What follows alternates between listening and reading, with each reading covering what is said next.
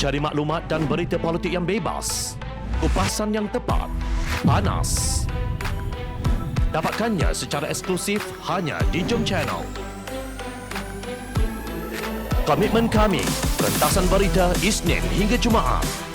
Berbicara dan isu semasa, kami garapkan secara langsung. Panel-panel berkaliber dan profesional. Interaktif, pandangan anda kami raikan. Jangan lupa bersama kami di setiap hujung minggu dalam edisi khas mingguan. Jom Channel, moving forward, sharing a new experience.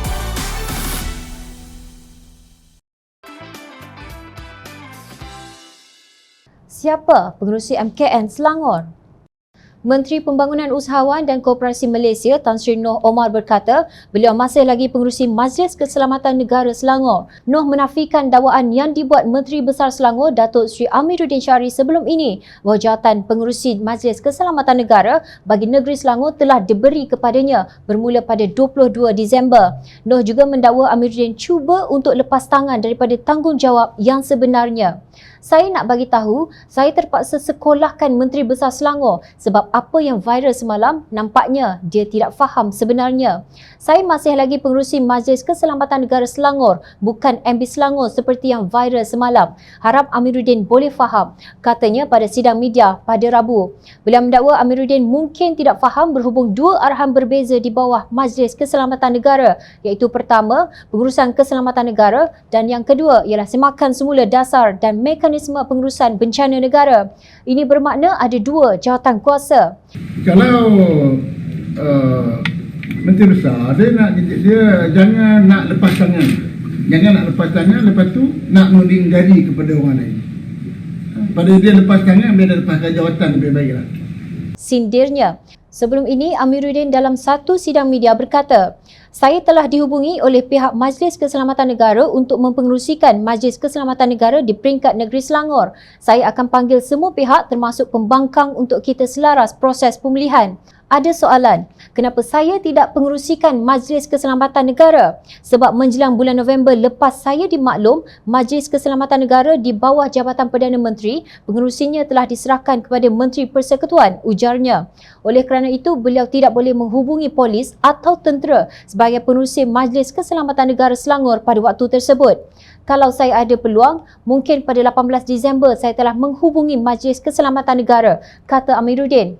Sebenarnya kenyataan Noh Omar tidak merungkai apa-apa kekaburan dalam jalur kuasa di Majlis Keselamatan Negara bagi negeri Selangor. Dakwaan bahawa Amiruddin hendak berlepas tangan amat kelakar dan tidak masuk akal. Jika benar Amiruddin bukan pengerusi Majlis Keselamatan Negara Selangor seperti yang disebut sendiri oleh Noh Omar, atas kapasiti apa Menteri Besar Selangor hendak mengarahkan polis atau tentera? Sebuah organisasi tidak boleh ada dua kepala. Lebih parah jika kedua-duanya tiada koordinasi antara satu sama lain. Jika Noh Omar masih pengerusi Majlis Keselamatan Negara Selangor, apa yang berlaku bukan satu ciri tadbir urus yang baik. Bahkan Kerajaan Persekutuan hanya telah mewujudkan satu lapisan birokrasi yang tidak efisien. Seperti kata Exco Perumahan Kesejahteraan Bandar dan Pembangunan Usahawan Selangor, Rodzia Ismail, kerenah birokrasi ini telah menyebabkan koordinasi yang lemah sehingga bantuan kepada mangsa-mangsa banjir di Selangor lewat sampai. Kerajaan Malaysia, kerajaan negeri tidak kira apa latar belakangnya kena mengenepikan segala faktor supaya akhirnya bila berlaku masalah begini, ia tidak boleh kita beri layanan yang berbeza. Bila ia berkaitan dengan keselamatan rakyat, nyawa rakyat dan bencana yang kita tidak dapat jangkakan, kita kena berlaku profesional, katanya. Beliau berkata demikian dalam program Sinar Live bertajuk Bila Alam Mula Menangis yang disiarkan menerusi semua platform Sinar Harian pada Isnin lalu. Ahli Dewan Undangan Negeri Batu Tiga itu terkilan kerana persoalannya tiada mendapat jawapan. Saya sendiri telefon pihak bomba. Polis boleh tolong beritahu tak apa situasi sebenarnya?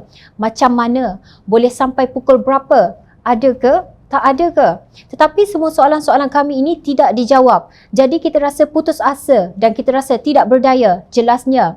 Kata Rodziah yang terpaksa menggunakan media sosial untuk mengesan mangsa dalam pengurusan bencana, ruang lingkup kerajaan negeri adalah terhad.